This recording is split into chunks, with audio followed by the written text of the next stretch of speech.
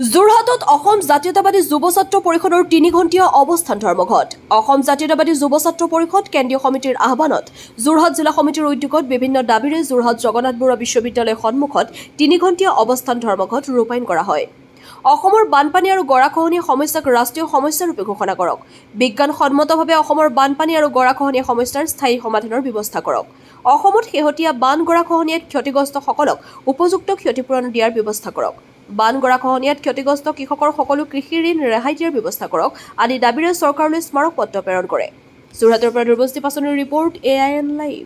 আজি অসম জাতীয়তাবাদী যুৱ ছাত্ৰ পৰিষদ কেন্দ্ৰীয় সমিতি আহ্বান মৰ্মে আমি যোৰহাট জিলা সমিতিয়ে যোৰহাটৰ সদৰত আমি অৱস্থান ধৰ্মঘট কাৰ্যসূচী হাতত লৈছোঁ। আমাৰ স্পষ্ট কথা যে অসমৰ বান আৰু গৰাখহনীয়া সমস্যাটো ৰাষ্ট্ৰীয় সমস্যা হিচাপে ঘোষণা কৰাত কেন্দ্ৰীয় চৰকাৰ আচলতে অসুবিধা কৰে। যিটো সময়ত অসম বিধানসভাৰ শেহতীয়া তথ্যমতে লাখ লাখ বিঘা মাটি কৃষিভূমি বানত ক্ষতিগ্ৰস্ত হৈ যা গৈছে, তেনে সময়ত আচলতে কেন্দ্ৰীয় চৰকাৰে কি কাৰণে এই সমস্যাটোক বিজ্ঞানসন্মতভাৱে ৰাষ্ট্ৰীয় সমস্যা হিচাপে গণ্য কৰা নাই।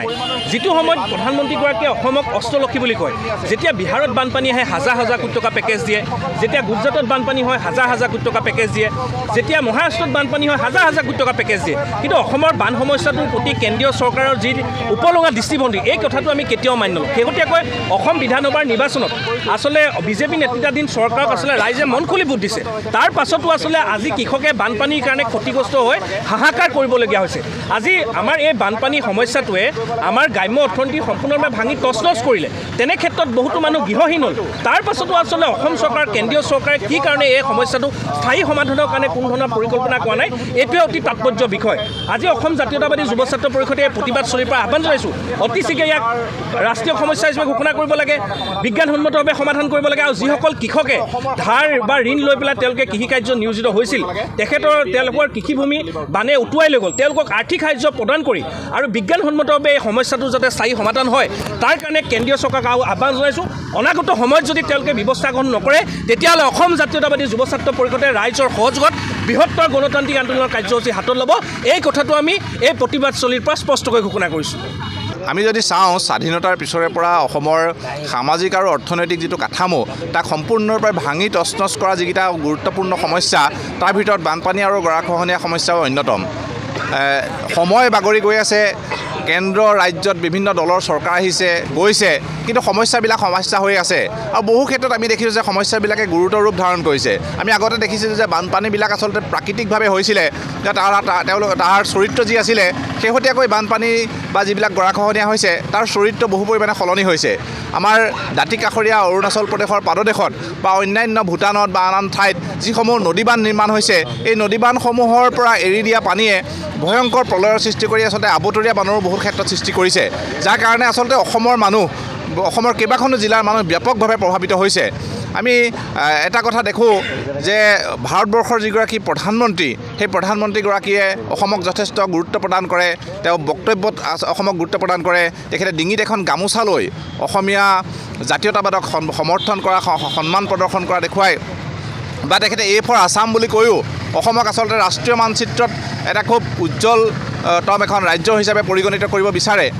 কিন্তু ইমানবিলাক কৰাৰ পিছতো আমি দেখোঁ যে কেৱল উৎসৱ, কেৱল উদযাপনৰ সময়তহে তেওঁৰ এই কথাবিলাক আচলতে খাটে। যেতিয়া দুৰ্যোগ আহে তেতিয়াহ'লে তেওঁৰ এই কথাবোৰ ক'ৰবাত আঁতৰি গুচি যায়। যেতিয়া দুৰ্যোগ আহে তেতিয়া তেওঁলোক দুটা খোজ পিছুৱাই গুচি যায়। এই কথাটোৱে আমাক আচলতে অতিকে ব্যথিত কৰে। যিগৰাকী প্ৰধানমন্ত্ৰীয়ে অসমক অস্ত্ৰলক্ষী বুলি কয়, যিগৰাকী প্ৰধানমন্ত্ৰীয়ে অসমৰ উন্নয়ন হ'লে সমগ্ৰ দেশৰ উন্নয়ন হ'ব বুলি কয়, সেইগৰাকী প্ৰধানমন্ত্ৰীয়ে অসমৰ বেছিভাগ মানুহ যেতিয়া বানত বুৰি থাকে, খহনীয়াত যেতিয়া আক্ৰান্ত হয়, কৃষক শ্ৰমিকে নিজৰ ভূমি হেৰুৱাই যাযাবৰী জীৱন যাপন কৰিবলগীয়া হয়, তেতিয়া কিন্তু এষাৰো মাত নেমাতে। এইবিলাক আচলতে অত্যন্ত দুৰ্ভাগ্যজনক কথা।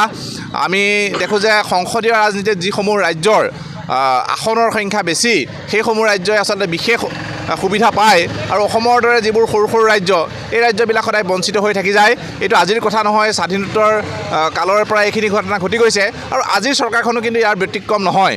গতিকে আমি যুৱ ছাত্ৰ পৰিষদে দাবী উত্থাপন কৰিছোঁ যে অসমৰ দৰে এখন আচলতে সৰু ৰাজ্য, যিখন ৰাজ্যৰ নিজৰ বহু এছেট নাই, তেওঁলোকে আচলতে বানপানী আৰু গৰাখহনীয়াৰ দৰে বৃহত্তৰ যি সমস্যা, এই সমস্যাৰ লগত অকলশৰীয়াকৈ কেতিয়াও মোকাবিলা কৰিব নোৱাৰে। ইয়াৰ কাৰণে ৰাষ্ট্ৰীয় পৰ্যায়ৰ বা কেন্দ্ৰীয় চৰকাৰৰ সহযোগিতাৰ অত্যন্ত প্ৰয়োজন। সেয়েহে আমি কেন্দ্ৰীয় চৰকাৰক বানপানী আৰু গৰাখহনীয়া সমস্যাক ৰাষ্ট্ৰীয় সমস্যা হিচাপে ঘোষণা কৰি এই সমস্যা সমাধানৰ কাৰণে বৃহৎ পৰিমাণৰ আৰ্থিক পেকেজ প্ৰদান কৰিবৰ কাৰণে দাবী উত্থাপন কৰিছোঁ। লগতে আমি দেখিছোঁ যে প্ৰত্যেক বছৰেই বহু সংখ্যক কৃষক, যি কৃষক আচলতে অসমৰ অৰ্থনীতিৰ মেৰুদণ্ড স্বৰূপ, অসমৰ বেছি সংখ্যক মানুহে কৃষি কৰ্মৰ লগত জড়িত, সেই কৃষকসকলৰ কৃষিভূমি প্ৰত্যেক বছৰে বছৰে কমি গৈছে। বানপানীয়ে কৃষি নষ্ট কৰিছে আৰু খহনীয়াই কৃষিভূমি সংকুচিত কৰি আনি আছে। গতিকে এই কৃষকসকলে কৰিব কি? গতিকে এই কৃষকসকলে যাতে তেওঁলোক পৰৱৰ্তী সময়ত কৃষি কৰ্মৰ লগত জড়িত হৈ থাকিব পাৰে, তেওঁলোকক এটা আচলতে কাঠামো প্ৰস্তুত কৰি দিব লাগে। তেওঁলোকে যিসমূহ কৃষকে বেংকৰ লোন লৈ কৃষি কৰ্ম কৰি আজিৰ তাৰিখত সৰ্বশ্ৰান্ত, সেইসকলক সেই বেংক ঋণসমূহ মাফ কৰিব লাগে আৰু সামগ্ৰিকভাৱে এই গোটেই সমস্যাটো আচলতে এটা স্থায়ী সমাধান কৰিবৰ কাৰণে দাবী জনাই আমি অসম জাতীয়তাবাদী যুৱ ছাত্ৰ পৰিষদ কেন্দ্ৰীয় সমিতিৰ আহ্বান মৰ্মে আজি যোৰহাট জিলা সমিতিয়েও আজি এই প্ৰতিবাদী কাৰ্যসূচী ৰূপায়ণ কৰিছোঁ। আমি ইয়াৰ পৰা ভাৰতবৰ্ষৰ সন্মানীয় প্ৰধানমন্ত্ৰী ডাঙৰীয়ালৈ স্মাৰকপত্ৰ প্ৰদান কৰিম আৰু স্মাৰকপত্ৰ প্ৰদানৰ জৰিয়তে আমি এই গোটেই বিষয়টো ৰাষ্ট্ৰীয় পৰ্যায়ত আচলতে এক চিন্তা চৰ্চাৰ জৰিয়তে সমাধান সূত্ৰ উলিয়াবৰ কাৰণে আমি দাবী উত্থাপন কৰিছোঁ। যিকোনো খবৰ আৰু বিজ্ঞাপনৰ বাবে যোগাযোগ কৰক 7896121996।